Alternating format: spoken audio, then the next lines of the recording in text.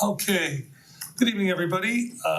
Welcome to Committee of the Whole. It is August 5th, 2024, 6:01 or 2 p.m.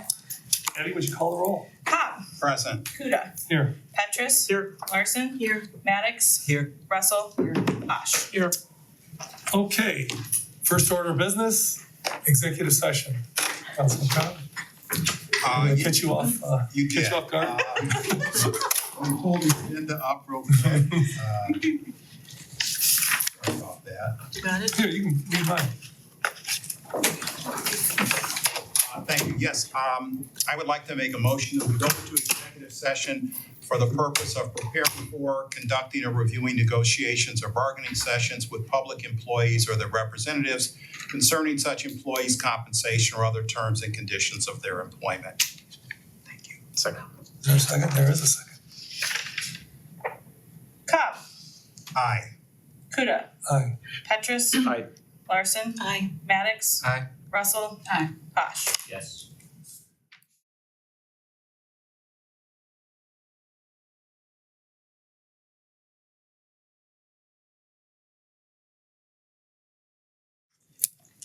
Okay, we are back from executive session, and we're gonna move on to legislative review. I'll start with first readings for consideration for adoption. There's several of them.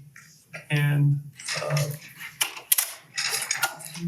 just chime in as we go. If it's silent and nobody has their hand up, I'm just gonna move on to the next one. So the first one is a resolution authorizing the mayor to enter into an agreement with Old Dominion Brush Company. Anything there?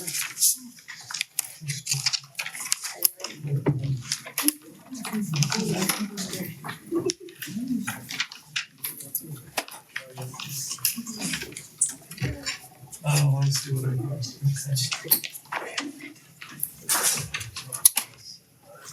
Okay. Nothing there. I'll just keep moving here.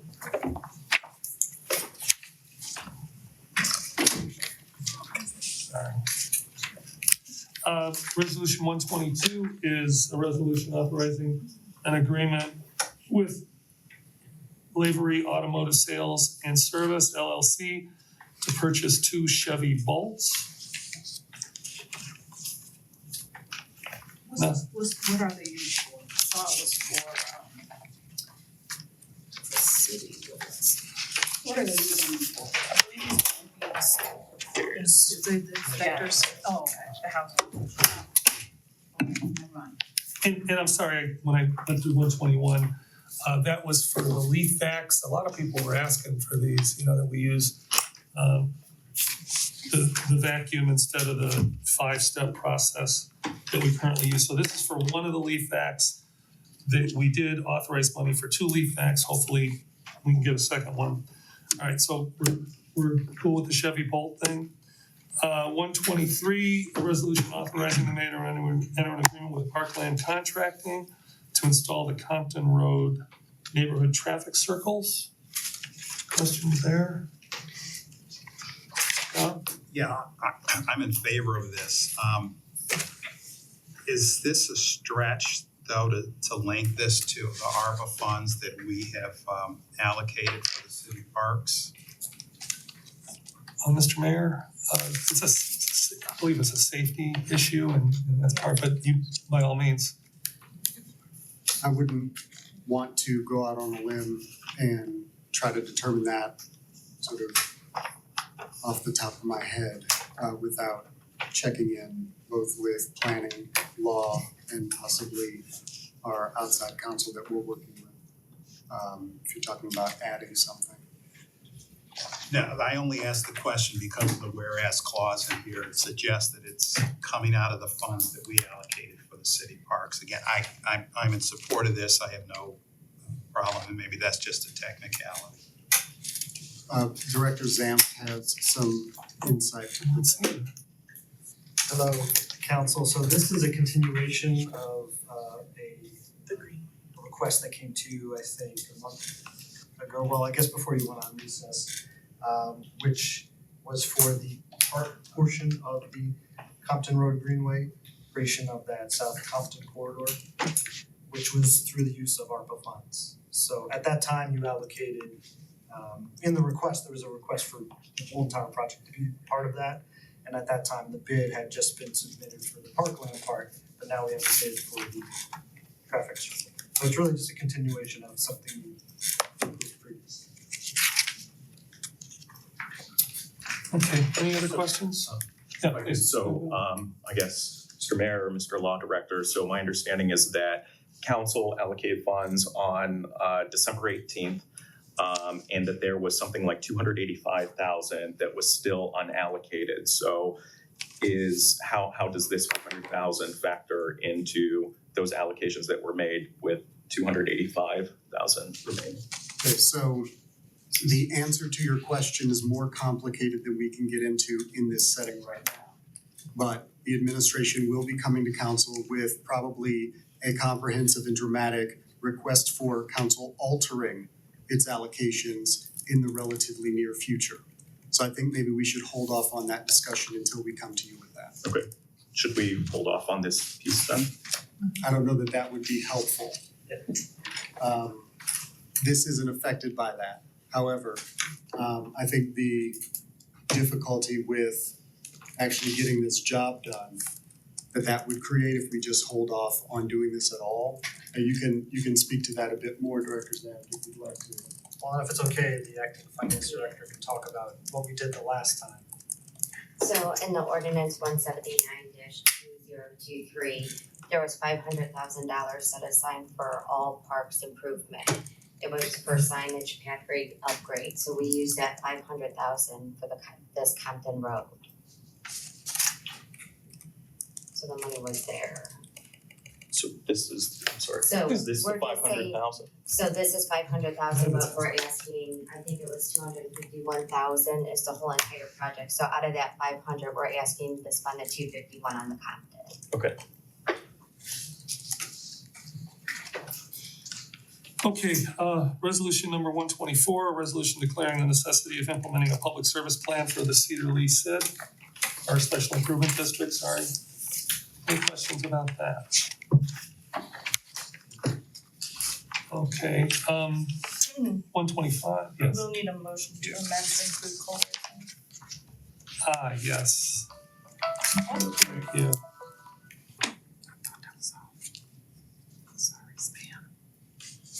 And I did speak to him, he said it was fine. So just so everybody knows what we're talking about is it's up to the council president to choose a three-member panel for the special improvement district for assessment and equalization, just in case there's a dispute. So we have three names: Barbara Anderson. Do I say these, or is this not proper? It's in there. So- Yeah. So Barbara Anderson, Helen Hertz, and Cole Ware. And so Cole Ware was kind of a late entry, so we're gonna have to Make a amend, motion to. make a motion to amend, yeah.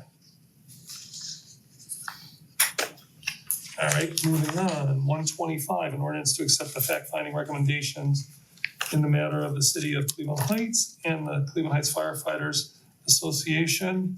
And I'm sorry, this is label drawing for the committee, it's admin services.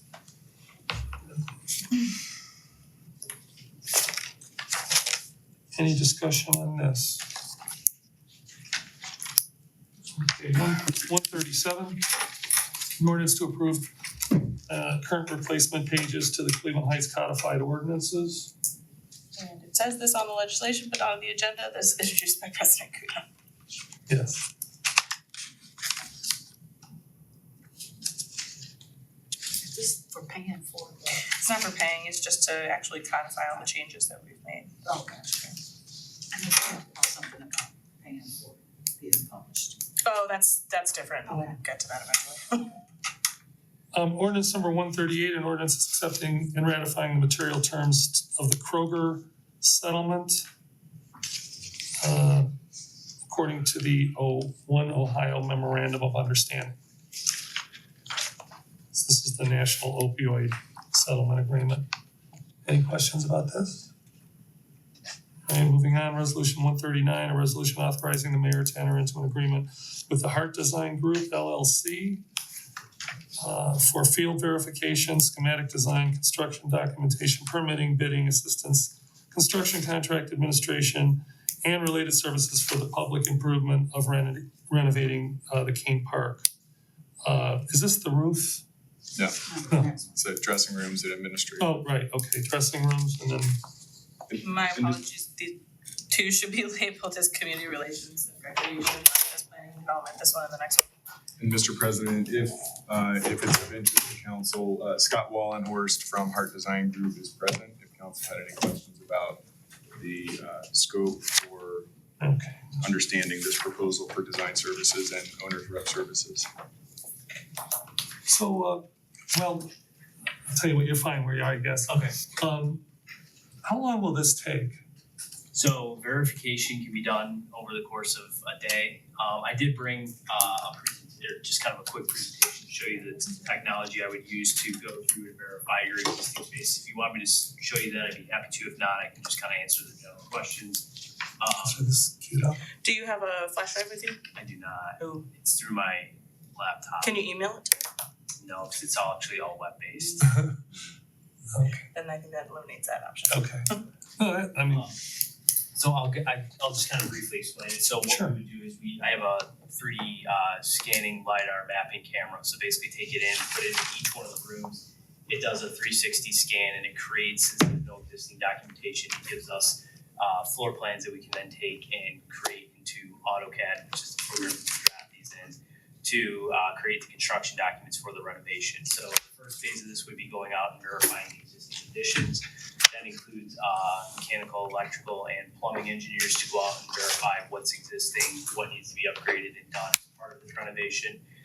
We would then go and create a schematic plan that we would meet with any of the parties that are interested in to review what the new layout would look like based on the information we were provided to date.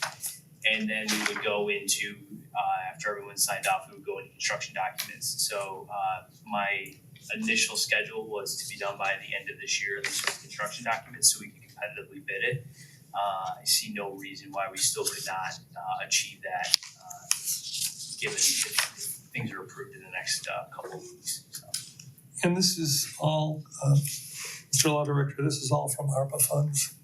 Yes, and with regard to the timing question, I think as we did discuss previously, just so it's clear, being in a position to go to bid and be in a position to award a contract to obligate those funds by year end. Correct.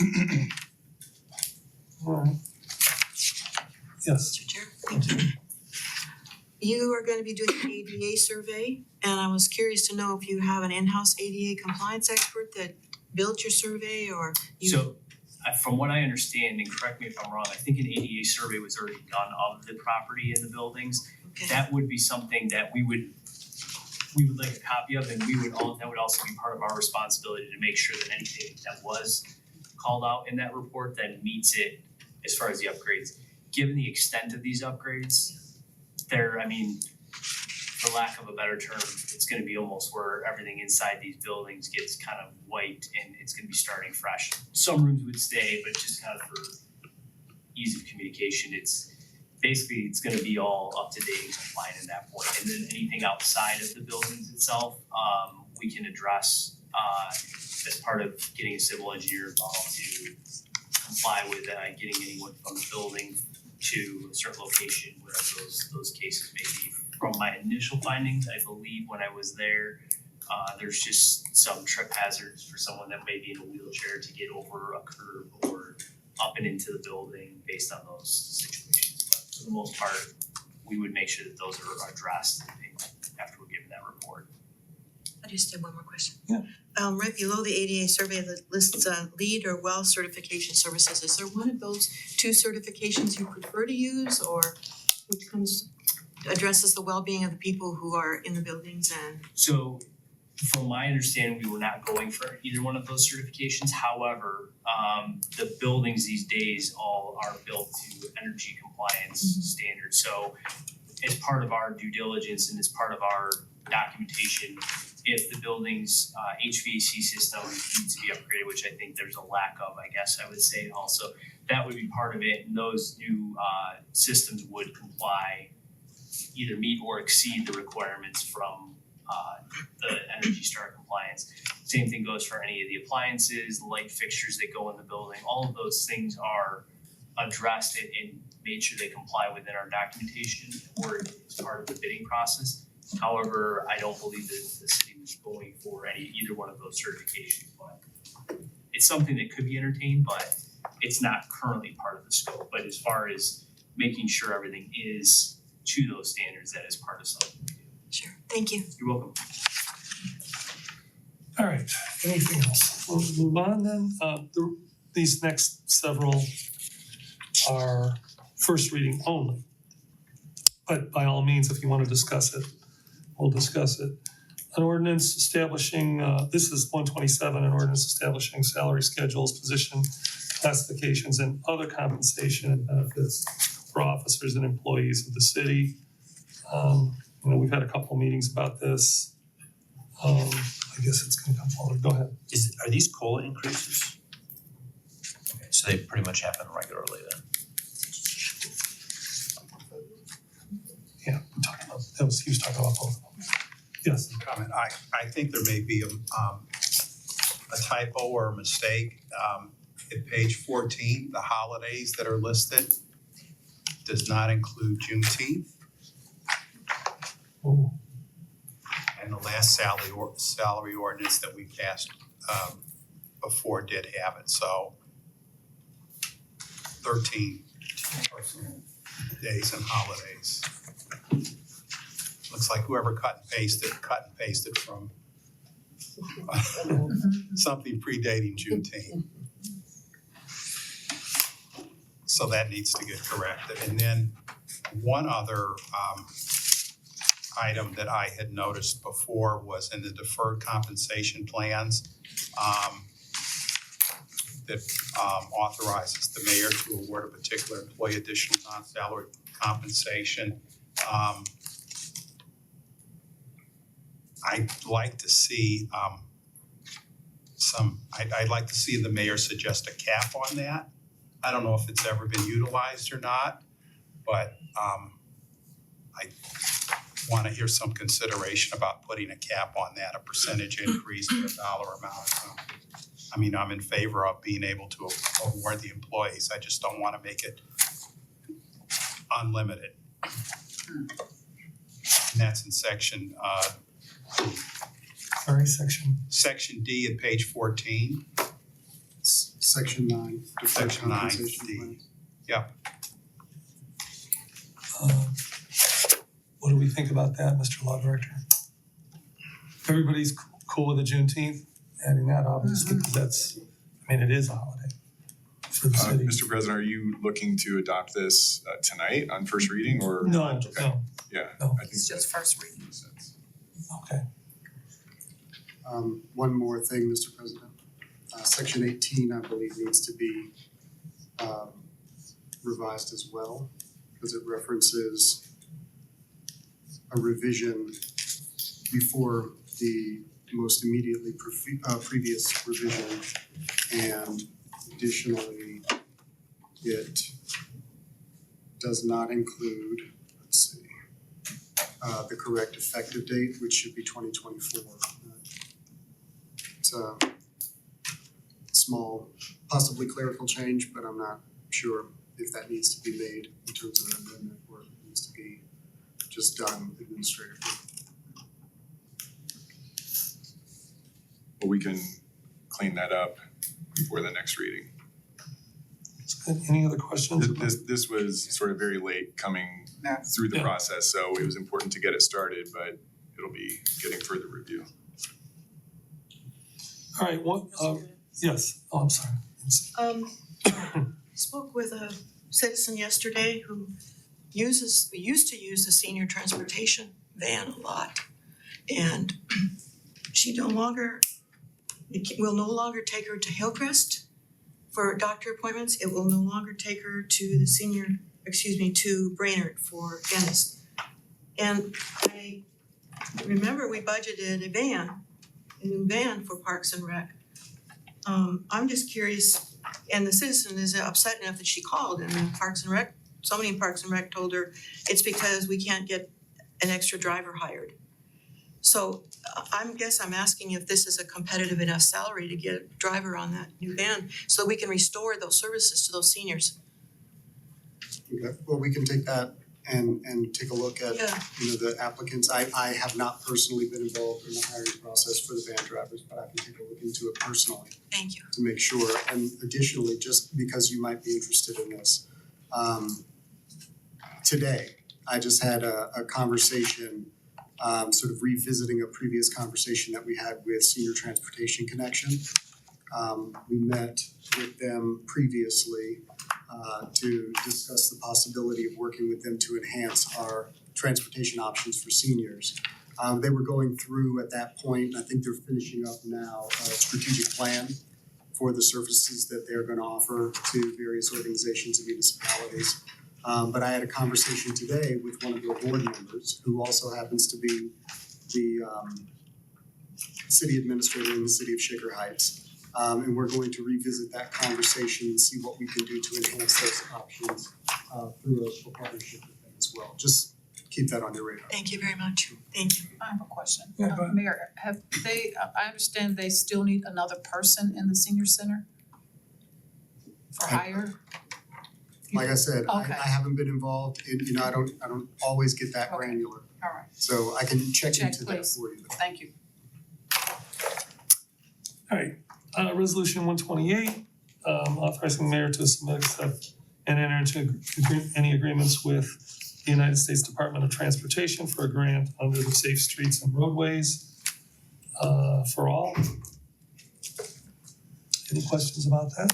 You can always use a grant. Mr. President? Yes. Did you, I might have missed it, did you address resolution 140 on the Kane Park Amphitheater roof? I didn't specifically, he said we're doing the roof and I asked if it was the roof and he said, No. He's not in the roof at all. It's resolution 140. That's, I My bad. wondered if it got jumped over. That's why I wanted. it did, thank you. I misunderstood. No problem. So let me go back to resolution 140, and this is for adoption tonight. A resolution authorizing the mayor to enter into an agreement with TEMA Roofing Services LLC for design and construction services for the public improvement of replacing the roof of the Kane Park Amphitheater. So that was something that was, when we were allocating ARPA funds, that I think the mayor put forward as something that was very important to address. And council agreed, and that was part of the allocation from December 18th of 2023.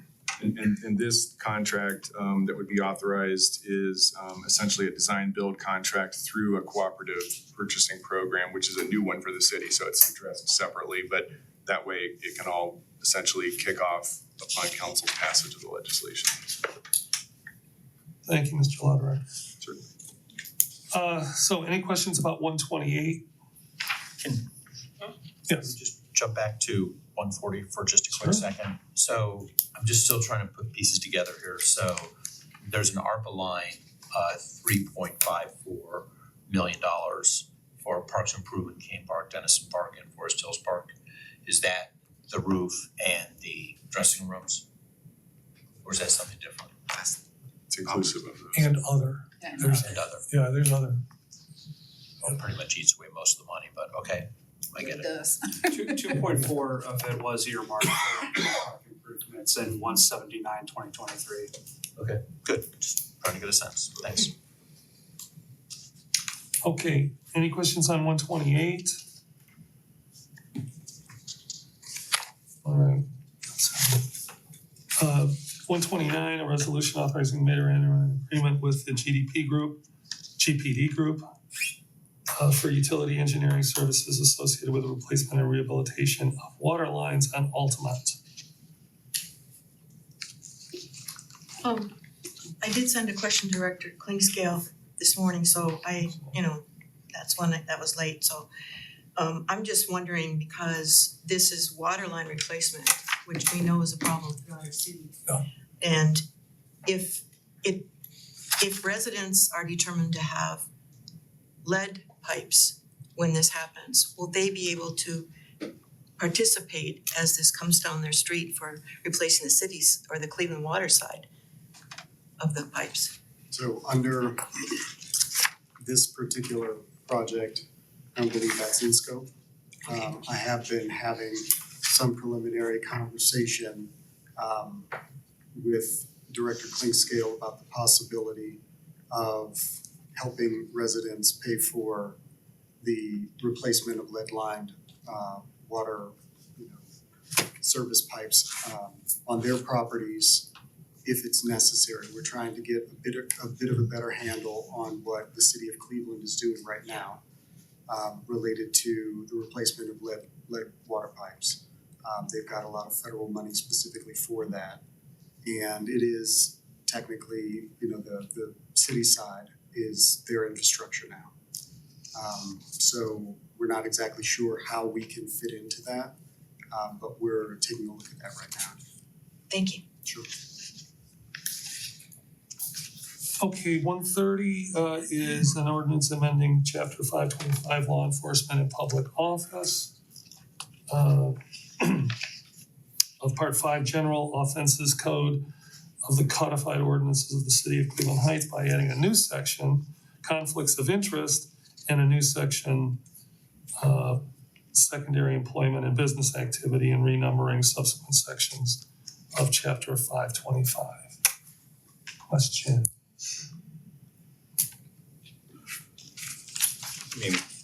Yes. Mr. Mayor, could you help us to understand your thinking with this piece, where this came from, like whether this is in line with what other municipalities have, or if these were just ideas that you thought would be good for our city? Help us to understand. So, okay, I'll take you on a trip back to, 2019, when we were discussing a wide variety of potential ethics regulations, in part in response to the debate about whether or not we should create a position that would be an executive mayor. I think there was some conversation about how the city of Cleveland Heights had relatively lax ethics laws on the books. Of course, we are all obligated to live by the state of Ohio's ethics rules. But there is room for us to be a little bit more stringent. There's room for us to be a little bit more local when it comes to providing for the ethical behavior of public officials. And so I thought that it was a mistake and an oversight that the city of Cleveland Heights had not imposed a specific conflict of interest, prohibition. All of us are obligated under state law not to, participate in discussions and decisions that would implicate our conflicts of interest should we have any. But we didn't have anything on the books here that we could specifically point to and say, this is something that we are prohibited from doing specifically when it comes to conflict of interest. Making it clear and explicit, I think, is a valuable, not only symbolic gesture, but I think it gives us a hook to encourage people not to have a conflict of interest generally. And so, well, not to not have one, not to participate in discussions that would implicate one. But then secondly, having a conflict of interest prohibition also allows us to avoid those conflicts of interest proactively. And that's where the secondary employment and business activity section comes into play, where the people in our government who participate in the decision-making processes as final decision makers would be obligated to proactively list and disclose their secondary employment, other business activity to include compensated and non-compensated fiduciary duties to other organizations in an effort to not just resolve and correct for conflicts of interest as they arise, but to proactively inhibit people participating in discussions that would implicate a conflict of interest. We'd rather avoid problems than try to fix them after. And so providing for that prohibition seems like a no-brainer to me. When it comes to prohibiting conflict of interest in the city of Cleveland Heights, I don't know why anybody would, want to be less strict about conflict of interest. But then additionally, the secondary employment and business activity allows us to proactively protect the city against somebody just not thinking too closely about what their conflict of interests might be. This is a way that we can ensure that we're doing our level best to avoid those sorts of ethical problems. Because I imagine none of us want to be an ethical problem for the city. So was this based on what you saw in another city's ordinances, or is this something that you wrote on your own? So I'd have to go back. The conflict of interest section is, I think both of these take a lot from, actually, so take you back. We had a forum. I don't know who all remembers this. There was a woman, a Cleveland Heights resident, who happened to be, actually this might have been, I don't know if you were there, law director, but it might have been a committee that I was chairing related to ethics rules when I was on council. And there's a woman in our community, a resident of Cleveland Heights, who happened to be, I believe, the lead prosecutor on the county's corruption scandal prosecutions. Yeah, right. And, I asked her to join us and have a conversation about where Cleveland Heights might go. And she looked at our ethics rules, our ethics laws, and said, basically, Cleveland Heights is weak. A lot of room for improvement. And she took a look at the ethics rules for county government. And these were rules that were initially crafted, I believe, by Councilman Dave Greenspan, possibly with help from, this might have been Greenspan.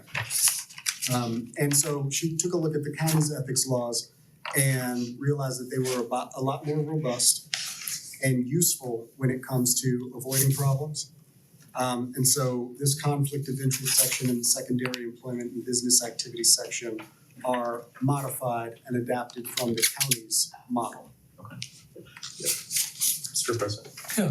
I think that it might be worth us maybe sending this to Administrative Services or another committee so that we could maybe look at like what neighboring cities have to make sure. I think that in principle, everyone should probably support this, but to compare it against what other cities have and make sure that we maybe have the most robust, addition to our ordinance as possible. I have no problem with that, but let me ask the mayor. So you referred to the Charter Review Commission from 2019, and I do remember them having a pretty robust section that did address ethics, and it was something that had not, I don't believe. This wasn't related to the Charter Review Commission. It was not, okay. This was a conversation that we started having, I believe, and I could be misremembering the history a little bit, so we could review the tapes, as it were. But my understanding or my recollection is that there was a lot of concern about the ethical dangers of electing a mayor. I'm sure you all remember that. Yeah, somebody said what if he hires his brother-in-law? What if he that kind of hires his stuff, brother-in-law? Yeah. And so, I believe the discussion that was had at that time that I started in that committee was intended to start talking about what our ethics laws are. Because I think the response to the fear, which I think is an unfounded fear, the response to the fear isn't don't elect a mayor, right? The response to the fear is make sure that you have adequate internal controls and ethics laws that you can rely on, and submit yourself to audit. Those are the things that protect against corruption.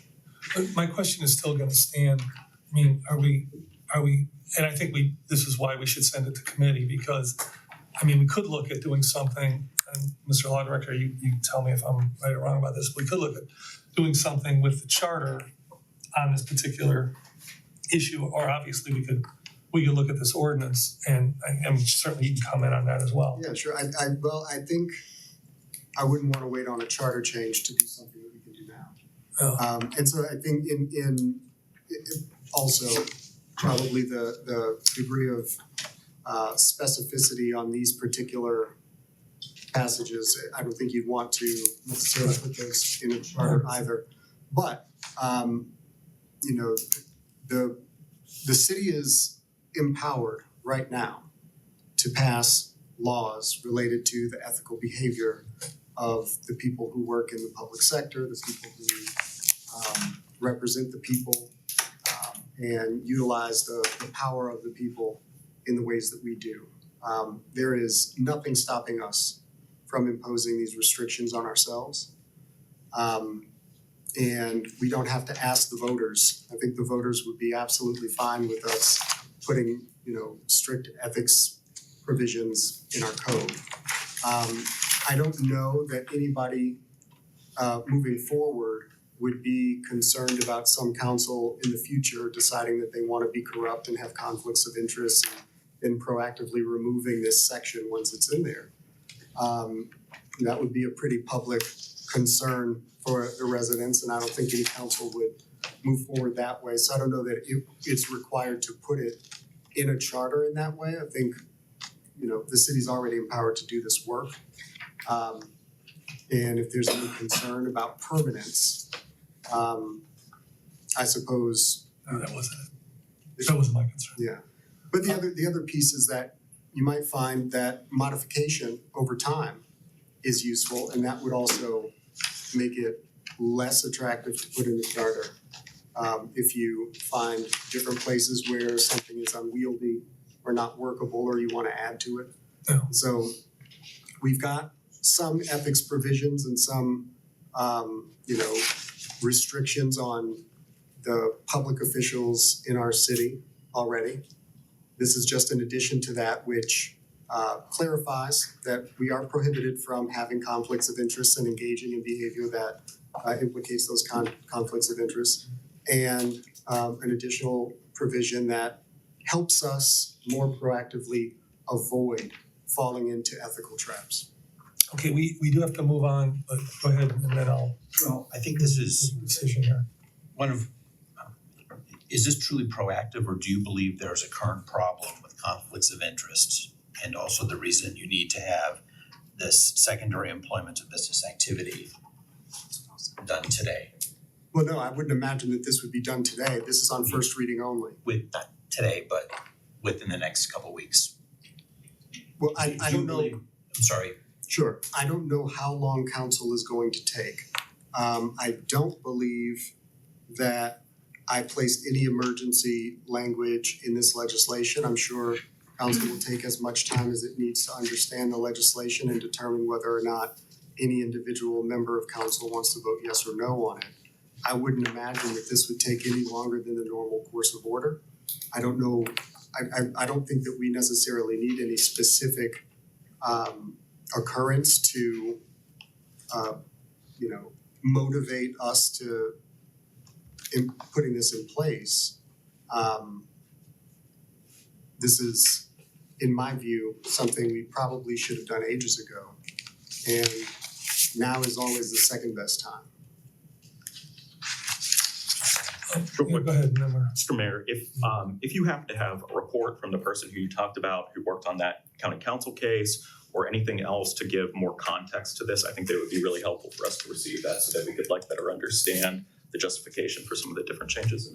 Well, that was a brief conversation that is captured on YouTube for posterity. I don't remember the exact date of that. I suppose somebody could have a project to search the minutes. The woman's name is Ann Rowland.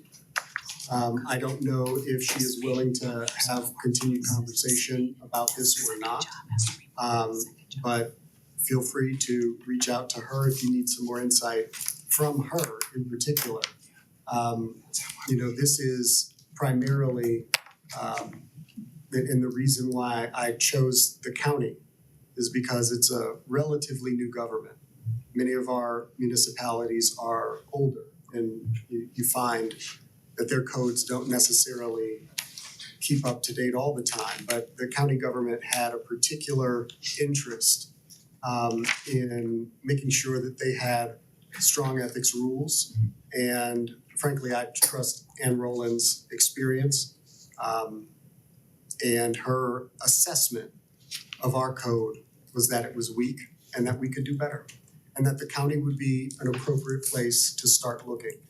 This, however, is not necessarily the end of our conversation about increasing the strength of our ethics laws in Cleveland Heights. This doesn't have to be. This is, one set of provisions, and there will be continued conversation about improving the city's code in that way. Go ahead, Council So Vice President. this legislation would mean that a person who works for the city and obtains a second job would have to let the city know of that second job. So according to this legislation, the people who would be required at the outset. Now, my intention, I'll reveal my long-term intention for this in this meeting today in just a second. But currently under this proposed legislation, the people who would be required to proactively disclose their secondary employment or other business activity would be the mayor, members of council, and members of the boards and commissions that make determinations, that make decisions. So that includes, I believe, the Civil Service Commission, I'm not looking, but the Civil Service Commission, the Planning Commission, the Board of Zoning Appeals, and the Architectural Board of Review. Yes. And those are generally, boards and decision-making bodies, and of course, decision maker in this particular branch, where a conflict of interest can cause real damage, not just when it comes to sort of the legality of it, but also trust in government among the people. And so helping people avoid things that maybe they don't even realize are conflicts of interest can be helpful.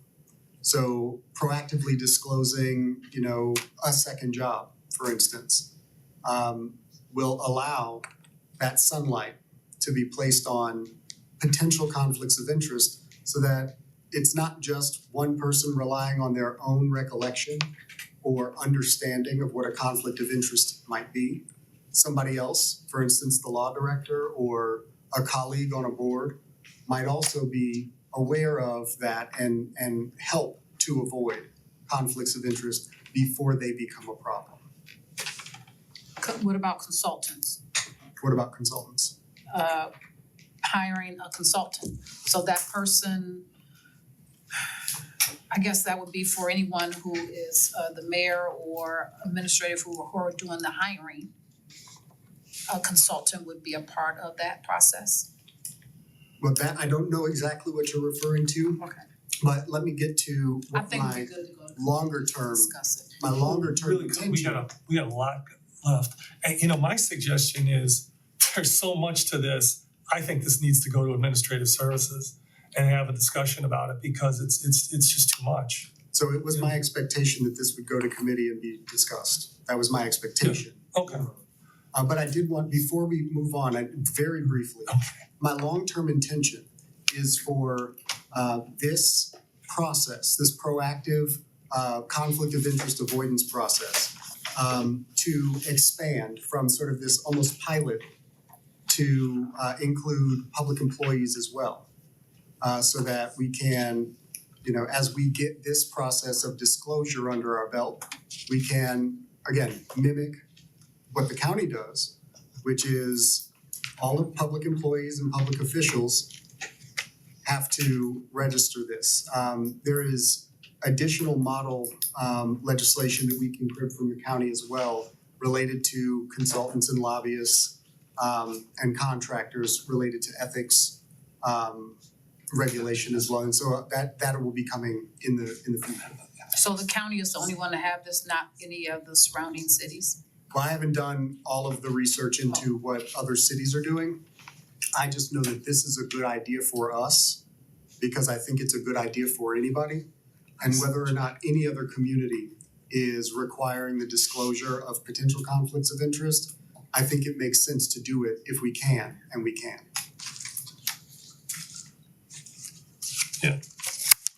Okay, well, thank you, Mr. Mayor, and all that participated.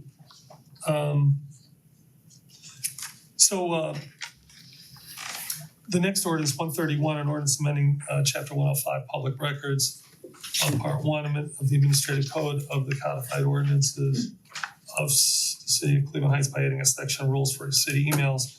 We'll send that over to administrative services as well.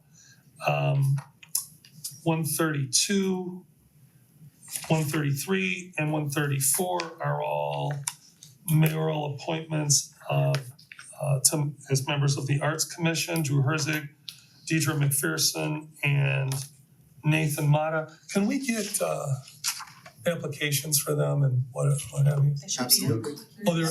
I'm sorry. So some of those, I know some of these I've sent already, some of them I haven't when it comes to the appointments. But my expectation is to provide any application materials that will actually be going to, I'm assuming, Administrative Services Committee for confirmation hearings. Very good. Just noted that in 134, it's for Nathan Mata, but the text of the legislation includes Drew Herzig's name, so that's a small modification that we'll have to make. All right, then 135 and 136 are both resolutions confirming the mayor's appointment to the Transportation and Mobility Committee, and we're talking Fern Hutt and Gail Lewin. That's 135 and 136. And then second readings, 110, 111, 112, and 113 are all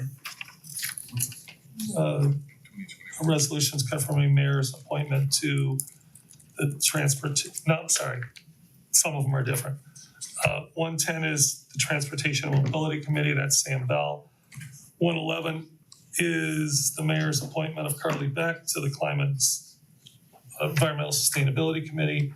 112 is Mohammed Irfan as a member of the Climate and Environmental Sustainability Committee.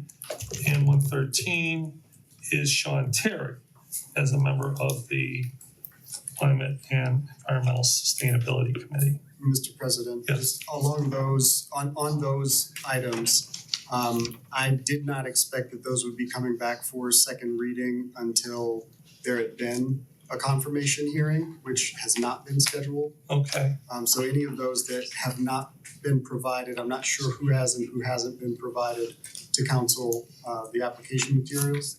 But my expectation is that there will be a confirmation hearing and the applicants themselves understand that they would be expected to come before council before confirmation as well. But thus far, it has not been scheduled as far as I know. okay, thank you. All right. And so that is the end of a long line of legislative. Of course, we weren't here in July, so that's to be expected. Next on the agenda is the ARPA update. Not sure who's gonna speak. Assistant Director Schuster, I don't know, are you? A bunch of us are gonna come up. Oh, okay, we got a couple, maybe 3 people. We have a short presentation here. We wanted to all give you an update Yeah, on where we are with ARPA funds and how we're administering it, because it's really a new day for in Cleveland Heights. Everything you remember from our ARPA process is put in the rear mirror, that's prologue. And we wanna sort of stress and reiterate that we've got an internal lead administrative group, which is represented by the law department, and Chris will be sort of lead point person on contracts and program eligibility. Reimbursements and individual expenses are led by the planning department and Brian, and then the general grant management, the payments, et cetera, that's Karen, our acting finance director. We do have new outside counsel for Braden, which has been advising us and will continue to advise us on this. And just to note that that doesn't mean that all the other city departments aren't involved in the individual projects, but we are the core administrative group here. And so a lot of the questions that you may all have or you may be getting should really be directed our way. And so we want to give you an update on what we've been doing over the past couple of weeks, and that focus has really been on the not-for-profit. So I'll turn this to Brian and to Chris and to Tara to really walk us through where we are with some of these, and then we'll wrap up at the end. So you want to sort of walk through these? Sure, so it's pretty much self-explanatory on this list. Everything with a check mark has been executed. Chris, you may be able to chime in a little bit on the pending items. Sure. They're just, I think, waiting for some item. Yeah, with Culture Kids in particular, they were just a little delayed in getting their project timeline finalized around late June, and then I got all the final materials around July 9th, and so that will be ready to go out for their signature any day now with the Cleveland Hesed Center, if I'm pronouncing that correctly. They originally wanted to be able to have the Jewish Family Services Association be the primary contractor, but that would have created a whole slew of administrative issues and required additional subgrantee or subrecipient agreements. And then we were able to find out a way where we could contract directly with the Hesed Center, and they have signed off, and now we just need to get the signatures down on our end, and they'll be good to go. So these groups have executed their agreements. Have they been paid as well? So that's a slightly more complicated question, because not all of them are getting 25% out the gate advance payments, because only certain nonprofits are eligible for that. Under the Code of Federal Regulations, Part 200, there are 3 different payment methods that are applicable for these types of contracts. The first one, the default one, is an advance payment basis. Under that model, the nonprofit will submit what their immediate needs are financially, and the city will basically cut a check in that amount, and then the compliance just continues in the background as the disbursements continue. However, only nonprofits that have the capacity to administer grants in that way are eligible for that program. The most popular form and is also eligible if they request it for those who receive advance payment basis is a reimbursement basis. Under the reimbursement basis, as they incur expenses and disperse their own payments for those expenses, they submit those receipts to the city reviews for eligibility, and then they will pay back, they reimburse the nonprofit. Now, the nonprofits that are receiving the upfront payments are under a plan called Working Capital Advance Payment Basis. Under that basis, those are for nonprofits that do not possess the financial capability to incur costs up front, and most of them, because of the financial situation, also don't have the capacity to handle large payments under a grant program up front.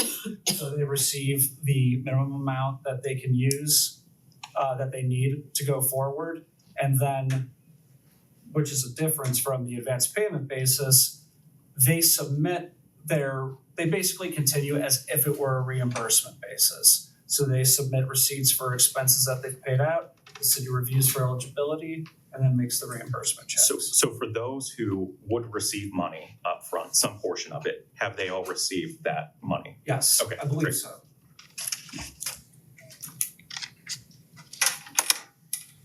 So these ones are a little bit more complicated, mainly because it switched from regular bucket of money to revenue replacement. So it requires a little bit more work on laws department, area to get the contracts. I think they're pretty close to being executed. Yeah, the Building Heights revenue replacement contract went out earlier today. They said they're gonna have that returned to us tomorrow. And then the remaining ones should all be going out tomorrow as well. So I'm sorry, Chris, for clarification, so those four at the top, they are receiving their contracts now? Yeah, because we had to make sure that we could transfer them to a revenue replacement category. Okay. And then the last four are all housing related. Right. These are also our revenue replacement possibly, so there needs to be some further discussion with Brick and Grade. Okay, so Gail had her. So will those discussions with those last four be scheduled and conducted pretty quickly here? Yeah, further work that we're trying. Alright, thank you. President Kudo? Yes. What's the timeline for wrapping that up? Because we heard about additional research needing to be done for these four several months ago. And so do we think that it will be wrapped up within the next few weeks, next few months? What do we think so that we can realistically set expectations for ourselves? We want to do it as soon as possible, so weeks, not months. So these next projects are all city projects, you should be familiar with most of them. As you can see, sewer consent decrees in process, you probably see some information about what's actually been spent so far. Firefighter, paramedic premium pay, that's complete. Grant consulting, that's Guidehouse, and Grade, that's in process. A lot of these things have been ordered but not expensed yet, so that's why they're showing it in process, not encumbered yet. King Park Village Strand Project, without going through it, King Park Village Strand Project's going through design right now, and we will have a bid out in September. That says Lennox, if it's hard to see. On the parking garages, when it says in process, what does that actually mean? The money is, is there a bid that's accepted on those? So I believe there's a city rep that's been, Steve Earlman through Panzeca Construction. He's the owner rep on that one, and we're actually just about to execute the contract with him. So those will be going out to bid shortly. So, Mr. President, so we haven't let any bids yet on either the parking garages. Correct. No, correct. So is it safe to say that at this point, it's unlikely that any work will be done on either of those garages before the end of the year? No, I don't know that we can say that. it's hard to know with for construction that time of year. yeah. But it Especially is with safe to the say- Coventry scope in particular is smaller, and so that's probably more likely to move more quickly, but we don't know. Yeah, but it is safe to say that the funds will be obligated before the end of the year. Correct. So it's not ARPA funding that will be lost. That's sort of where our head is at right now, is making sure every bit of this money is encumbered by the end of the year. Oh, please. I think in the case of the Lennox garage, I think that I heard maybe the city administrator said it, that it would be cheaper to repair it than to tear it down or rebuild it. And so I'm assuming that it's not going to cost just $500,000 to repair it. So is there a timeline for when we could expect to know how much additional money might be needed? Once the owner's rep is under contract, he'll be able to scope out the estimates for us and we'll have a better idea then. However, just for some additional, we did have an estimate that was last year, and then I believe the engineers took another look at that and confirmed this year that the estimate is still in line. That doesn't mean that things can't change, costs escalate all the time. Do you know about how much that was? It was 500,000 was Oh, the okay. expectation and reconfirmed this year by DPD Group, but obviously all subject to change if things change. And we will let you know as soon as we know if anything's changed. Okay. Just continuing with city projects. Yeah, so parks improvement, there's a lot of different things involved in that, so some of them have already started, some of them are about to get started, getting ready for getting under contract. Company road you already discussed tonight. Parks vehicle enhancements, I think that stuff's already been ordered, but not yet. Police equipment, already been encumbered and is waiting to show up at City Hall. These last 6 items, those we marked as further discussion required just partially because of the revenue replacement discussion we had. We're up against the limit of how much we can spend out of that fund, so some discussion will need to take place to decide what can be realistically moved over to a different pot of money, so to speak. So just to, So if I could, so those items at the bottom, that totals up about to $6.5 million. And knowing that this has to be, allocated by the end of the year, knowing as soon as possible whether we're going to be able to use these funds or if we have to, reallocate them, I think will be very helpful. and the reason that so we want to clarify that we're going to be in replacement projects, we're going to be working with Booker Graydon on housing and economic development projects, in particular, potential recommendations for reallocation of funds, continued review of reimbursement requests that we're doing on a daily basis, periodic updates, including at the next meeting, bringing Booker Graydon to speak at committee of the whole, and then maybe dedicating a work session that is half an hour, to really dig into where we are with all these projects. Did you say half hour? Very optimistic. So we wanna give you these types of updates. So what would be really good is if Bricker Graydon walked in with some kind of timeline on the 19th, that would be a great place to start. Timeline for All the, so if they just look at just this Slide deck. yeah, the slide deck, and just say, okay, we anticipate getting these things done, and if there's reallocation, this is about how much. I don't expect anybody to, do a blood oath, but just something. And the only reason I asked for clarification, Yes. Mr. President, was I think some of that is more a city responsibility than a Ricker responsibility. We're utilizing them to get very high quality information that's allowed us to do this since your last meeting, and we'll continue on. So I think the request for as much specificity and a timeline with detail makes good sense. I'm not sure that that's To tell really us on what we them, need to do. not on them as much as on the city. Good.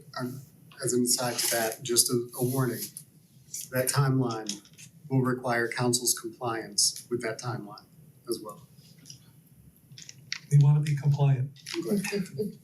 All right, well, thank you. Oh, Yeah, I just sent it to you. Oh, thank you. all right, the next item, I'm gonna have to Just put off till next meeting, but I wanna thank Director Zamp for working with me on a planning and economic development process for council.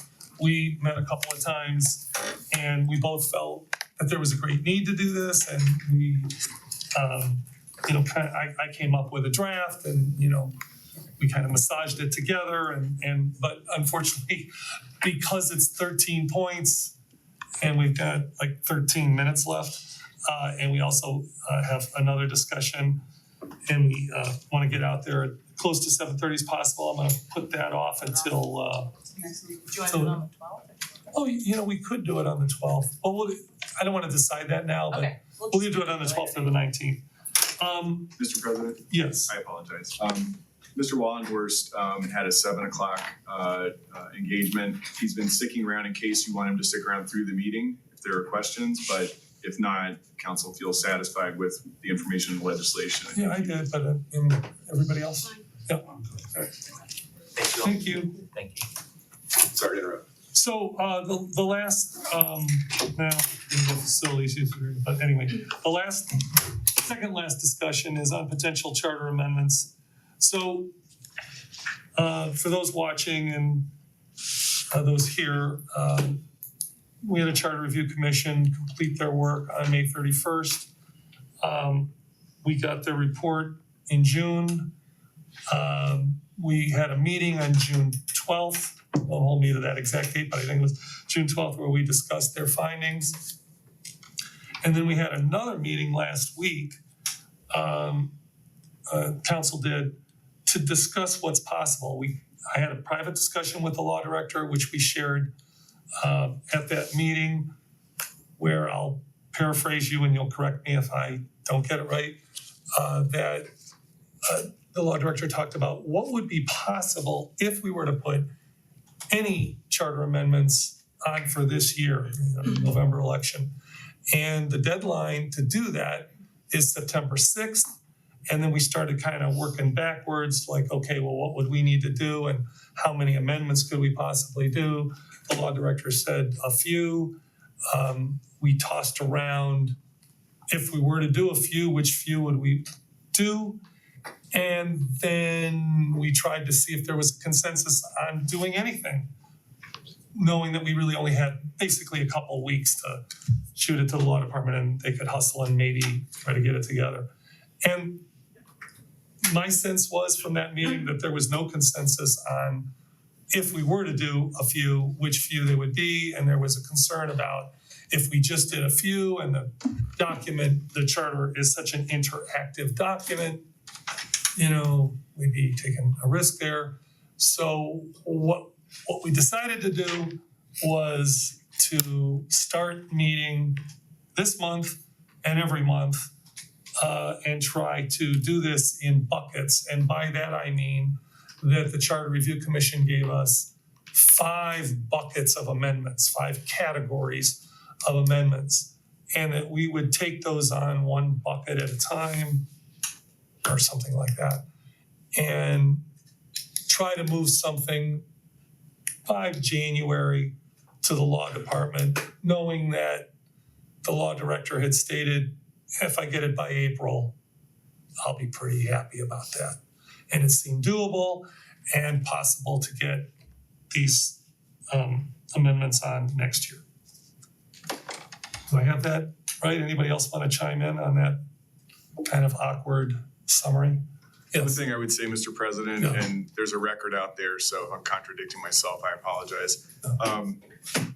I anticipate that the law department will be involved in council's ongoing discussions, and so it's not so much like getting from you what you want by April, but I think we were looking at completing the process no later than, and I think the desire was to do it earlier than April. Yeah. I think Oh, puts us yeah. in a position with regard to legislation. That was my worst case scenario Correct. from what we talked about.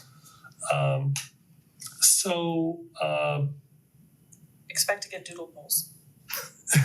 Yeah, we'll get doodle polls, but we already have August 12th set up. Is everybody up to doing the balance of power bucket on August 12th? And then we'll just keep going, we'll just do it in the order. I'm not trying to switch or change, we'll just do it in the order that. You okay with August 12th? 7. No, 6. Sorry, 6. And we did, I think we did a doodle poll on this already, correct? Okay, did anybody not? I believe I didn't get a response from Vice President Rowe, but she's been out, so. Maybe join us by, I can do Zoom. okay, all right. Everybody okay with that? Let me look at the time. 7:22. 7:22, to do. Okay, so that's what we'll do. And also tentatively, we will have a special council meeting after that committee of the whole meeting, just so you guys are aware. Thank you. Madam Clerk. Want you guys to know. And the last item is an update on the facilities sharing agreement.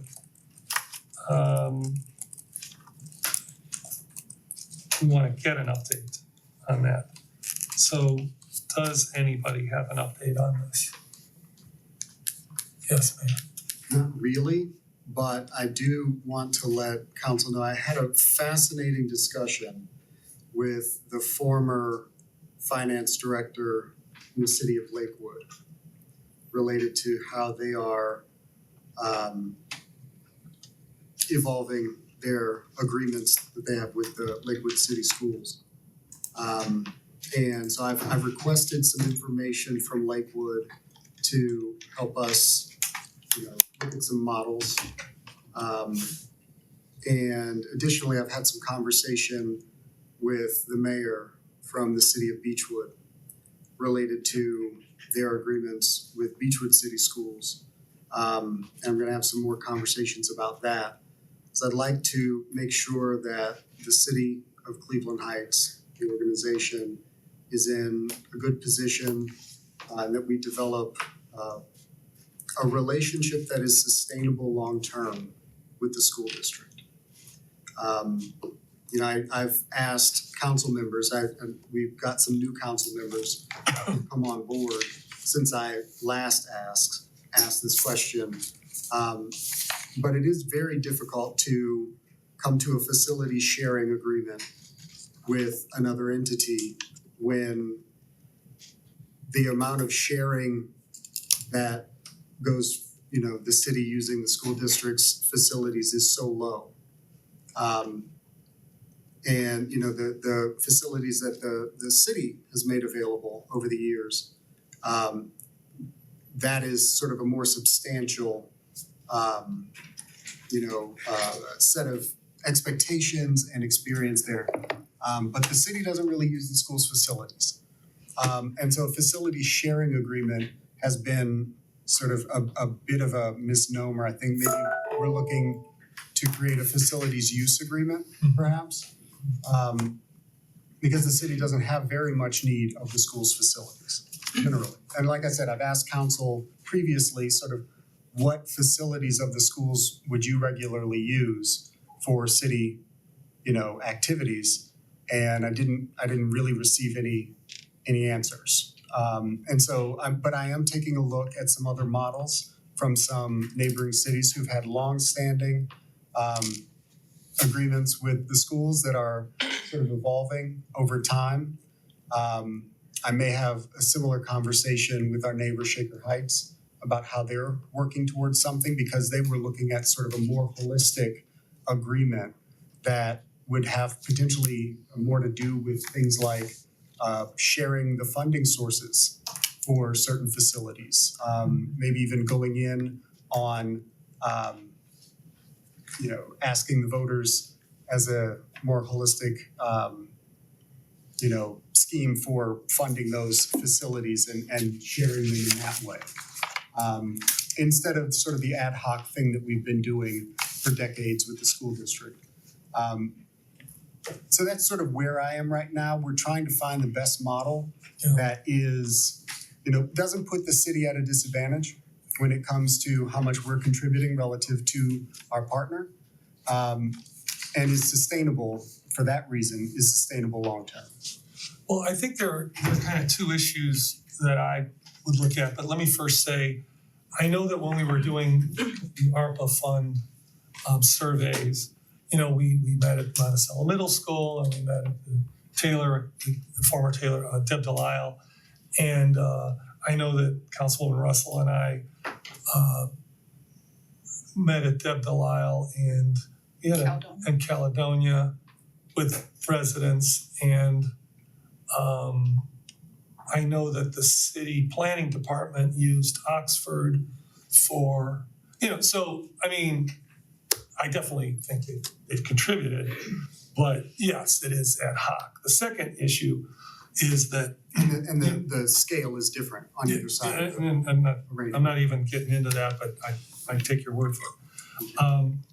There's the pool, the high school pool, which a lot of people talk to us about constantly, which is we have time kind of, to get into we don't, but that to me, we're talking about doing something comprehensive. You're talking about doing something comprehensive. So I'm taking it that the discussions that you've had with Lakewood and Beechwood are not about pool use, but about a comprehensive plan. That is a question. That's not entirely true. Yeah. So I've had conversations with both Beechwood City Schools and with Beechwood, the city of Beechwood, specifically about the way that Beechwood City Schools allows their pool to be used not only by Beechwood residents, but by even Cleveland Heights residents have memberships to Beechwood High School's pool. Interestingly, the city of Beechwood has nothing to do with that arrangement. It is completely managed and operated and funded by Beechwood City Schools. The vast majority of the funding is, and about 90%, is through their general fund dollars. And about 10% of that comes from membership fees. So Beechwood has a model. Beechwood City Schools has a model specifically for making the facilities that are controlled by and owned by the school available for community use in that way. I think it would behoove the school district here to ask Beechwood how they do it. And use that model for that particular purpose. But when it comes to a facilities use agreement that is more comprehensive, that's the conversation that I was having with the former director of finance in Lakewood. And I'm waiting on some information from Lakewood to see sort of how that's working, how it has worked. And additionally, in Lakewood, it's a dramatically different situation as well because Lakewood City Schools primarily is in control of all of their Parks and Rec activities throughout the city. So, yeah, I mean, I pretty much guessed that your answer would be all of the above. Well, in this moment, you know, we've got the ice rink that the city provides to the schools for free at this point, sort of on an ad hoc basis. That's been sort of the informal commitment until we figure out a more sustainable way of moving forward. Obviously, our tennis courts and Dennison Field are also provided free of charge up to this point. And, you know, but we're looking at, you know, all of the options, and we want to have an agreement with the schools that is sustainable for both organizations. All right, Councilman Petrus, you're gonna get the last word, so to speak. My understanding is that council authorized and directed the mayor to negotiate an agreement with the school district almost 2 years ago. And so I was wondering if you could provide an update on your conversations with the school district itself, and then also provide an update on the work that you're doing to fulfill the intent that council had whenever it allocated funds in, I think, January or February to pay for those lifeguards. Okay, so I'm not sure if you meant for Councilman Petrus to have the last word on this topic, or Well, if this is a question for me. Is that something you want him to get back to you on, or I don't? I mean, if you're able to provide an update to us, I think that would be. I don't think now is an appropriate time for an in-depth update on any of that. Can we get an email update? Let me try to figure that out for you. I don't mind updating council on sort of where we are right now. But I think that maybe the part of what you're asking for in terms of the budgetary adjustment that council passed, I'm not sure that I could provide an update on that. Well, I have not hired any lifeguards that are specifically assigned to a facility owned by the school. Okay, well, unfortunately, well, not unfortunately, I mean, we got a lot of more work to do in the other room, so this meeting is adjourned.